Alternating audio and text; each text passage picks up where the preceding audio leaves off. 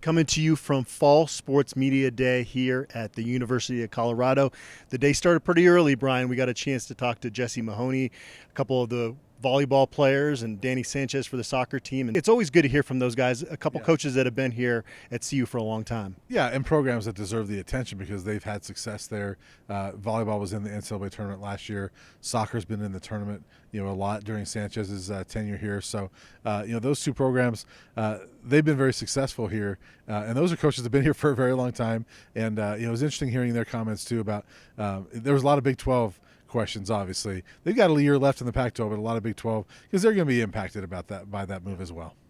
Yeah, and Prentop Field is going to have lights this year for the first time. I've enjoyed taking my daughter to some of the volleyball games. We had a great time. I think I need to take her to Prentop Field for a game under the lights. That's going to be cool. Again, a couple programs that, they're not competing for national championships, but they consistently put out a good product year after year. Yeah, they're a lot of fun. Actually, last year when the football team was in Washington for one of the last games of the year, the volleyball team played at Washington the night before the game, so I went and covered that, and they actually upset a ranked Washington team on their floor. So high level volleyball is a lot of fun to watch.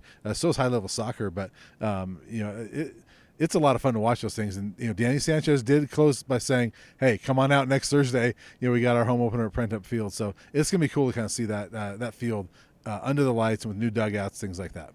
Obviously, Coach Prime talked to us as well today and continues to say that he likes what he sees out there with this football team. Has even been encouraged by some of the stuff he's seen in the trenches since they put pads on. But I think every press conference with him, the receivers come up and he's got to talk about all the skill talent there.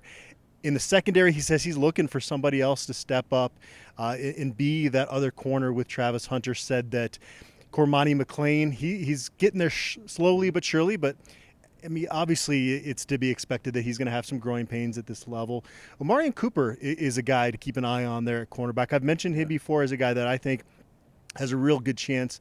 I don't know if to be the full-time starter. I think you want to get Cormani out there and get his feet wet as well. But Omarion brings some length with him to that cornerback room. Yeah, and I talked with Javon Antonio, obviously a receiver, about the cornerbacks, and he was saying the same thing, that Omarion Cooper, Kendrich Breedlove have been really good to go against, and the Cormani was talked about a lot today, his development, and from what I've heard from the receivers and from what Coach Prime was saying and Shadua was saying, Cormani's grown a lot in just a short amount of time, and he struggled a little bit, as we know, with the altitude like some of those guys did, but it sounds like he's growing and developing, and they need him. They need, especially with Travis. I know he wants to play every snap, but we'll see if that's actually possible.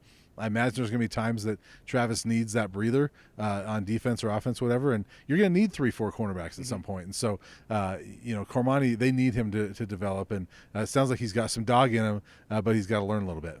Another guy that has a little dog in him is Shiloh Sanders. Our first opportunity to talk to him, it was in a press conference setting, and those Sanders know how to communicate when the mic is on them. Shiloh was great and gave some good insight just in terms of his transition to this program. And he's one of those vocal leaders that they're really going to rely on that side of the ball. Yeah, I mean, he is. He might be the definition of dog. When I think of dog in University of Colorado football, I think of a Philip Lindsay first. But a guy like Shiloh might be, one of those guys. We've seen some of the highlights on the YouTube videos, and he brings it. He's a hard-hitting safety, and he's a trash talker. We know that from talking. Shadua's told us that. But Shiloh likes to bring it, and he's going to bring confidence to this team. I mean, all those Sanders have confidence. We see that when you listen to Coach Prime, when you listen to Shadua, and now that you listen to Shiloh, it's like, they got a lot of confidence. And we talked in a previous video how there's two guys, Travis and Shadua, that we know are not going to be phased by whatever situation they go in. I would put Shiloh in that category as well. There might be more guys in that, but we know those three, they're not going to be phased by anything they do this year. And I was chatting with Cameron Silman-Craig and Trevor Woods, a couple other safeties. It sure seems like those two with Shiloh are kind of the top of the pecking order at safety. We're not quite sure who that other corner is going to be, but I think safety is starting to come together with those three guys kind of being consistently the best day in and day out. Yeah, for sure. And I would also throw Jaquez Robinson in there as a guy that we've heard his name a lot. Safety, corner, nickel. He's going to be that kind of versatile defensive back down there. So you can put him in all those different spots, but I think he's the guy we're going to see a lot as well. And I'm sure you're in the same boat as me. I got more interviews done in about a 20 minutes span after the press conferences than I did through the whole first week and a half of camp. So it's great to get a lot of stuff coming to this event. Who stood out to you in terms of your interviews that you did today? Yeah, well, first off, Mark Vassett, the punter from Louisville. I'll just say, interesting story. Obviously grew up in Australia, worked construction for a number of years out of high school. He graduated high school in 2014 and worked construction for about 6 years. Got into the Pro Kick Academy. Actually worked out with Josh Watts, former CU punter. Got to know him there. But, he was an interesting story and a pretty good interview. So he'll be a lot of fun to watch. He doesn't feel a lot of difference with altitude, but he said he's kicking the ball better than he ever has. So he'll be a lot of fun. Levanta Bentley was really good as I talked to him. Dylan Edwards was really good. And, I chatted with Omarion Miller as well, a freshman receiver, a little bit about not only him, but we were talking about the fact that there's so much focus on these transfers and these older guys on this team, but you look at that true freshman class that CU's brought in, and Omarion Miller's got a lot of hype. You have Adam Hopkins, you have Dylan Edwards, Cormani McLean, who we've talked about. There's a couple quarterbacks there, Ryan Staub and Kason Weissman that they're hoping that can develop. So, and he was talking about that true freshman class. He goes, "Oh yeah, there's some dogs in our class. Watch out for us." And so he's one of those guys. We've seen him show up in some videos. I can't imagine he's one of the top 3 or 4 receivers, but he's a guy I think you want to get on the field at some point this year. Another guy is walk-on Caleb Mathis, and the reason he's a walk-on, I think, is partly because, his father is a coach here on staff. So he's a guy that seems to garner a lot of respect from his teammates as well, which, again, for a walk-on true freshman is pretty rare for him to have for them to have the impact that he has, it seems like, early on in his career here. Yeah, that's your freshman class. I'm interested to see how they develop. I don't know how much we'll see any of those guys this year. Dylan Edwards is the one, if I had to put money on who we're going to see a lot, is Dylan Edwards and Cormani. But I think that true freshman group, they could be a lot of fun to watch develop. I had a lot of fun talking with Tank, Jared Christian-Lichtenhan, just about his development, because every single year he gets substantially better.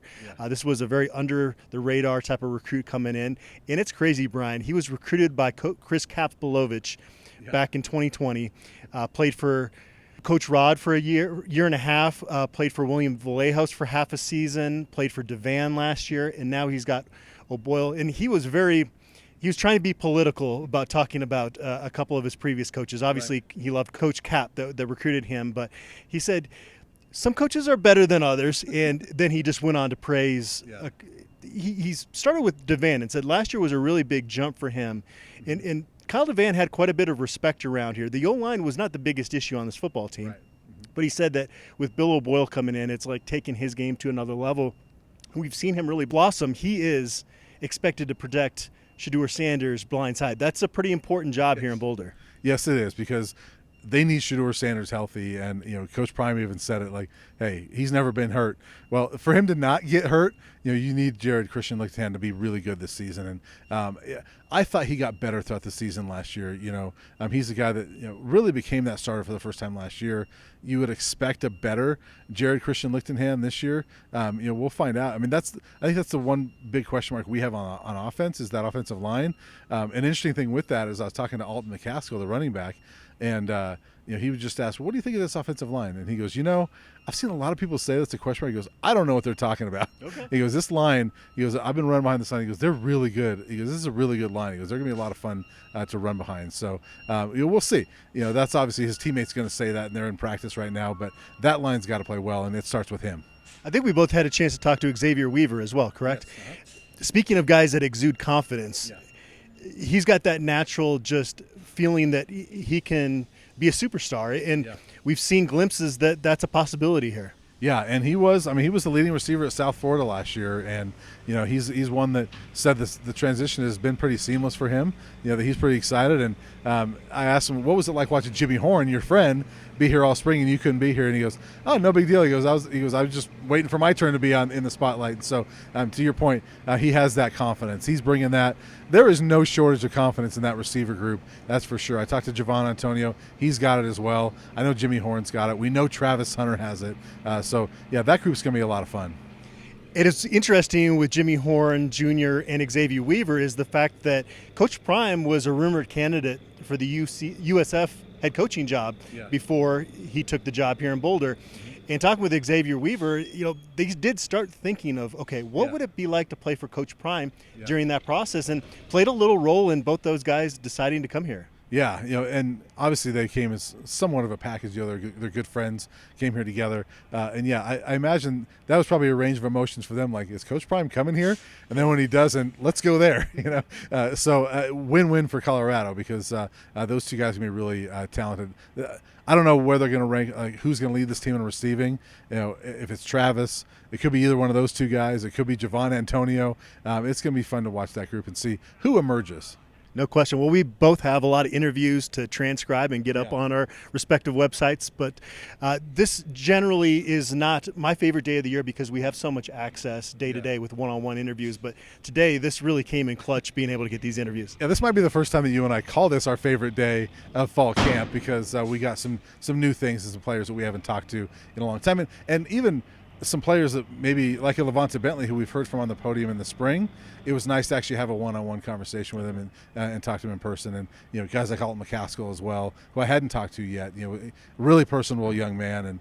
And real quick, we were asking about the running game. I was talking to him. Me and Sean Keeler were talking to him, and he goes, "I think even Shadeur is going to be surprised how good this running back group is." So he's got some confidence there too. All right, about a week and a half into camp, 3 more to go. We'll be back with more analysis on Monday.